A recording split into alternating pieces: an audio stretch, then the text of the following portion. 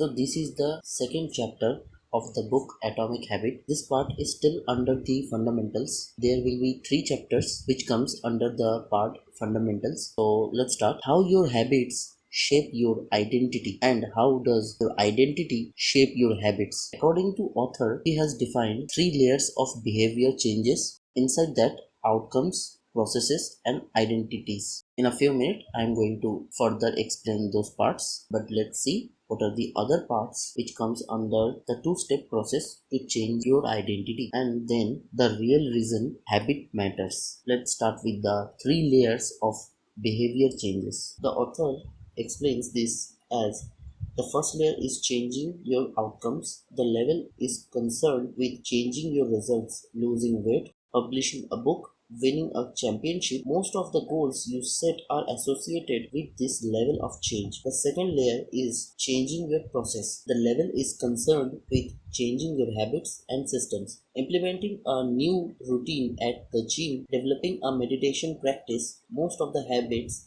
you build are associated with this level. The third and deepest layer is changing your identity. This level is concerned with changing your beliefs, your worldview, your self-imagination, your judgments, and about yourself and others. Most of the beliefs, assumptions, and biases you hold are associated with this level. Outcomes are about to what you get. Your processes are about what you do. Identity is about what you believe, and when it comes to building habits, the last when it comes to building a system of 1% improvement, the problem is not that one level is better or worse than other. The problem is direction of change. Many people begin the process of changing their habits by focusing on what they want to achieve. This leads us to outcome-based habits. The alternative is to build identity-based habits, which with this approach, we start by focusing on who we wish to become. Imagine two people resisting a cigarette when offered a smoke. The first person says, "No thanks, I am trying to quit." It sounds like a reasonable response, but this person still believes smoker who is trying to be something else. They are hoping their behavior will change while carrying around the same belief. Now the second person declines by saying, "No thanks, I am not a smoker." It means the author is trying to say you that when you say that I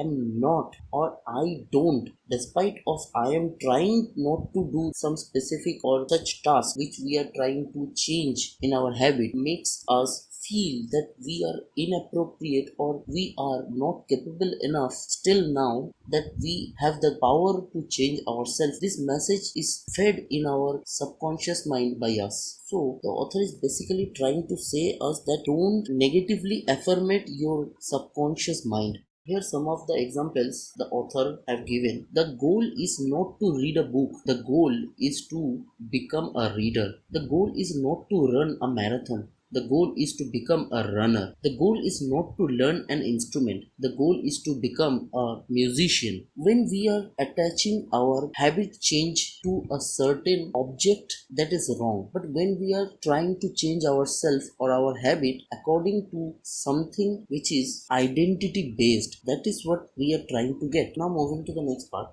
the two-step processes of changing your identity. Your identity emerges out of your habit. You are not born with preset beliefs. Every belief, including those about yourself, is learned and conditioned through experiences. It can be anything. Let's suppose you are scared of water. So by birth, you are not aware what is water or what is the fear and why you are feared from water. So it doesn't come from birth. It develops over time through some experiences. Maybe you had a bad experience and that is the reason which gave you the fear from the water. So according to author, this kind of things don't come from by birth. We had experience, either good or bad, which results in different perspective of identification of things. More precisely, your habits are how you embody your identity. When you make your bed each day, you embody the identity of an organized person. When you write each day, you embody the identity of a creative person. When you train each day, you embody the identity of an athletic person. The more you repeat a behavior, the more you reinforce the identity.